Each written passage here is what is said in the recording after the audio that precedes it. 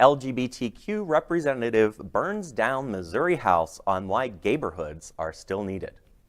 Representative Ian Mackey and Representative Chuck Basye had a heated exchange on the House floor over a bill that would block transgender athletes for competing in sports. Opponents of the bill argue that the bill is highly discriminatory since Missouri law already states that transgender high school students must already be undergoing hormone replacement therapy in order to compete in sports. In the past decade, only 2 transgender girls have been approved to compete in high school sports in the state. Watch this. Gentlemen, I am going to try to keep this civil. I have so enjoyed working with you on so many issues in this building, and you know how I feel about this. And you probably know how I feel just about hold this. on a minute. Just hold on a minute. Yeah. This is the only issue that I take personally that we discuss. This is it. And I've made it clear that we can agree to disagree and still love each other and still move forward. Unless, and I'm not the first person to say this, this came from James Baldwin, unless the root of our disagreement is in my right to exist. And that's what you're doing with this legislation. We can't move past that. We cannot agree to disagree on that. Do you remember your remarks on the floor last year when you brought this up? You'd have to give me a specific. I mean, I made a lot of remarks last year. So I recall a story you told about your brother. Okay. And I remember you said that your brother called, or that your mother called you, I believe, to tell you that your brother had some news that he was afraid to tell you. Okay. And your brother wanted to tell you that he was gay, didn't he? He was expressing that to the family, and he thought that that we would hold that against him and not let my children be around him. Why do you think he thought that? I don't know. It never would have happened. I'll tell you that. My kids at that point in their life adored my brother. Can I tell you, if I were your brother, I would have been afraid to tell you too. Well, I'm sorry. I would have been afraid to tell you too because of stuff like this. Because this is what you're focused on. This is the legislation you want to put forward. This is what consumes your time. I would have been afraid to tell you too. I was afraid of people like you growing up, and I grew up in Hickory County, Missouri. I grew up in a school district that would vote tomorrow to put this in place. And for 18 years, I walked around with nice people like you, who took me to ball games, who told me how smart I was, and who went to the ballot and voted for crap like this. And I couldn't wait to get out. I couldn't wait to move to a part of our state that would reject this stuff in a minute. I couldn't wait. And thank God I made it. Thank God I made it out, and I think every day of the kids who are still there, who haven't made it out, who haven't escaped from this kind of bigotry. Gentlemen, I'm not afraid of you anymore because you're gonna lose. You may win this today, but you're going to lose. Thank you, Mr. Speaker.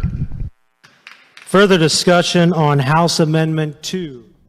Wow. Well, That was powerful. And you know, Very powerful. it's moments like these when you see footage like this, or of Chevron Jones, who spoke Right. when and that final vote of the Don't Say Gay bill. I can't help but think about how ridiculous it is that LGBT politicians and LGBT people in general need to come onto a pulpit and need to discuss their trauma and need to come on there and open themselves up and resurface and cut deep all of those old wounds that they've spent decades healing to fight for our basic rights. They should not need to do that. They shouldn't need to do that, but they do. And then their colleagues who say, oh yeah, he's a good guy, their colleagues still vote against it. Right. And it's so disheartening. You know, we worked so hard to get where we are now.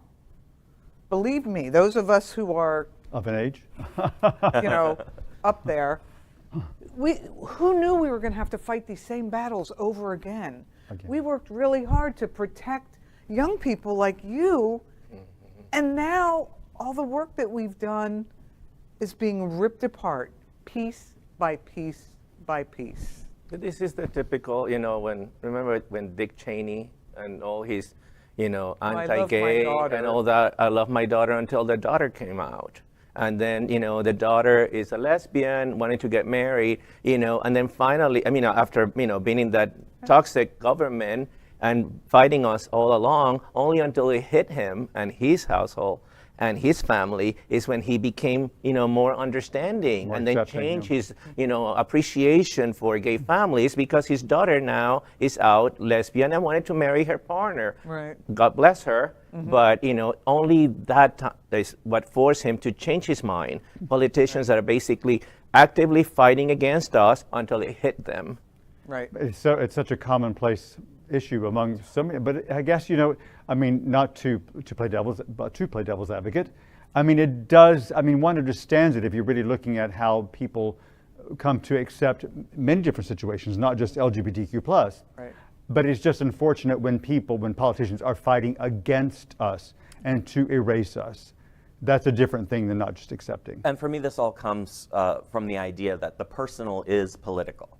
And it, you know, it comes to state houses, it comes to the national attention as a political issue because politicians, because political organizations are doing things to dehumanize the personal and our personal experience. Well, we're keeping the pressure on.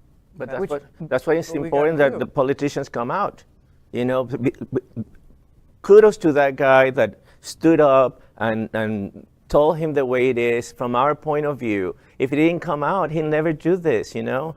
How do you work for your community? You know, kudos to Trev Jones and, you know, people in our state that are doing the same thing. You know, it takes cojones to do this for real. So it's, you know, in another time that he could have just, you know, lost his career, but now he's able to stand up and fight for because it affects you, you know. If you don't do it, nobody's going to do it for you. It's not just the politicians, it's teachers, lawyers, it's everybody. And this is the exact reason that, like, we say, and I know it's like very cliche, but representation matters, right? Absolutely. And that doesn't just mean in media, that doesn't just mean in politics, that means like having queer people in your life, having people of color in your life, and that doesn't mean having them as adjacent, you know, people that are adjacent. Or oh well, I have a gay friend. Right. Well, have you talked to your gay friend about this, and do they say it? What do they think about this? And when they say what they think about it, are you the one who brought up that conversation, was super dominant in that conversation, or did you actually let them talk? Right.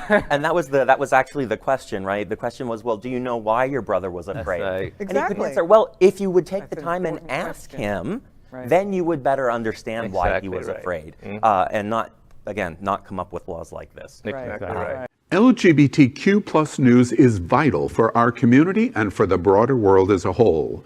We have enough enemies at Fox News. Tucker, Sean, and Laura are loud.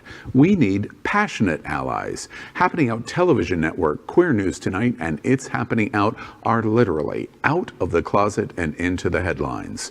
Our community needs your support. Like this broadcast and subscribe now to ensure the growth of the